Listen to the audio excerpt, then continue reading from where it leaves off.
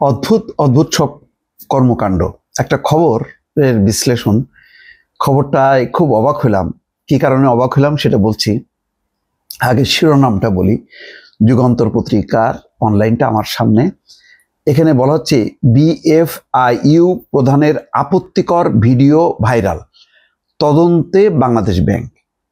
এই বিএফআইইউ কালকেই দেখলাম 40,000 কোটি টাকা বিদেশে আছে 5টা দেশে। তার তথ্যপাত্র নিয়ে একেবারে প্রধান উপদেষ্টার কাছে হাজির হয়েছে। তার চমৎকার লাগলো যে 40,000 কোটি টাকা পাচার করছে পাচারকারী চক্র, এবং 300 কতটা 25টা না 26টা পাসপোর্ট আছে। এই অবস্থায় সেই বিএফআইইউ প্রধানের আপত্তিকর ভিডিও ভাইরাল হয়েছে। কি কারণে? ওই যে একটা প্রতিষ্ঠানকে অনৈতিক সুবিধা দিছে। তাহলে যে প্রতিষ্ঠানের প্রধান অনৈতিক সুবিধা দেয়, সেই প্রতিষ্ঠান আবার 40,000 কোটি টাকার তথ্যপত্র প্রধান উপদেষ্টার হাতে দিয়ে আসে। আমি তো মিলাইতে পারতেছি না দর্শক। খবরটা যেটা প্রকাশ হয়েছে আমি সেটাই বলছি। বাংলাদেশ ফাইন্যান্সিয়াল ইন্টেলিজেন্স ইউনিটের প্রধান এএফএম শাহিনুল ইসলামের একাধিক আপত্তিকর ভিডিও সামাজিক যোগাযোগ মাধ্যমে ছড়িয়ে পড়েছে। বিষয়টির তদন্তে নেমেছে বাংলাদেশ ব্যাংক। কেন্দ্রীয় ব্যাংকের তথ্য প্রযুক্তি বিভাগ ভিডিওগুলির সত্যতা যাচাই করছে। মঙ্গলবার গভর্নরের কাছে তদন্ত প্রতিবেদন জমা দেওয়ার কথা রয়েছে। এই ঘটনা ঘটল এমন এক সময় যখন শাহিনুল ইসলাম বিতর্কিত এনা পরিবহনের মালিক খন্দকার এনায়েতুল্লাহর ফ্রিজ করা অ্যাকাউন্ট থেকে 19 কোটি টাকা উত্তোলনের সুযোগ দেওয়ার অভিযোগে সমালোচনার মুখে রয়েছে। এটা আর একটা পরিবহন মাফিয়া, ওই যে এনায়েতুল্লাহ, খন্দকার এনায়েতুল্লাহ। তো গত নভেম্বরে এনা পরিবহনের মালিক এবং তার পরিবারের 50টি অ্যাকাউন্টে 120 কোটি টাকা ফ্রিজ করেছিল বিএফআইইউ। ফ্রিজ করছে এই প্রতিষ্ঠান, কিন্তু এপ্রিলে ব্যাংক আল ফালার 4টি অ্যাকাউন্ট পুনরায় ফ্রিজ না করে এনায়েতুল্লাহকে 19 কোটি টাকা তুলতে দেওয়া হয়। দুর্নীতি দমন কমিশন সম্প্রতি এই তথ্য পেয়েছে। ফ্রিজ করা অ্যাকাউন্ট, কিন্তু আবার সেই ফ্রিজ করা অ্যাকাউন্ট থেকে টাকা তুলতে দেওয়া হলো কেমনে?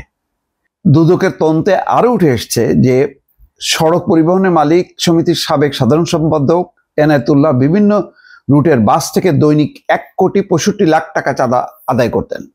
প্রতিদিন 1.5 কোটি টাকারও বেশি চাঁদা আদায় করতেন। চিন্তা করছেন অবস্থা?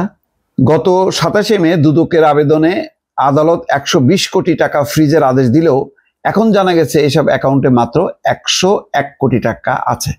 101 কোটি টাকা মানে 19 কোটি টাকা নাই, এটা মাত্র বলা যাবে না, সিংহভাগই আছে। তারপরে 19 কোটি টাকা উত্তোলন করা, যেখানে ফ্রিজ করা হয়েছে, সেটা তো ভয়ঙ্কর একটা অপরাধ। এই নিয়ে অনৈতিক সুবিধা দিয়ে টাকা উত্তোলনের সুযোগ দেওয়ার অভিযোগ উঠেছে।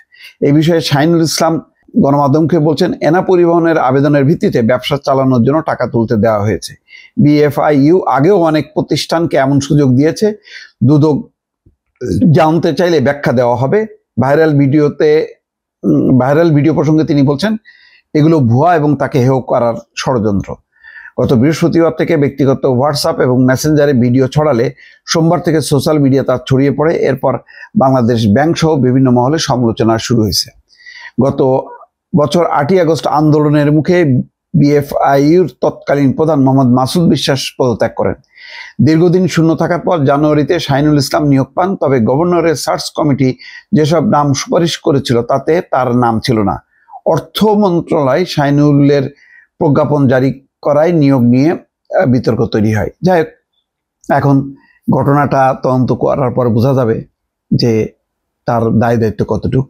যদি এটা প্রমাণিত হয় যে এখানে কোনো দুর্নীতির সংযোগ আছে বা বিদ্যমান যে আইন আছে সেই আইন লঙ্ঘন করে এরকম এক ফ্রিজ করা অ্যাকাউন্ট থেকে টাকা তুলতে দেওয়া হয়েছে, তাহলে তো এটা মানে খুবই দুঃখজনক খবর হবে যে এই ইন্টারিম গভর্নমেন্টের মধ্যেও এইরকম 9-6 শুরু হয়েছে।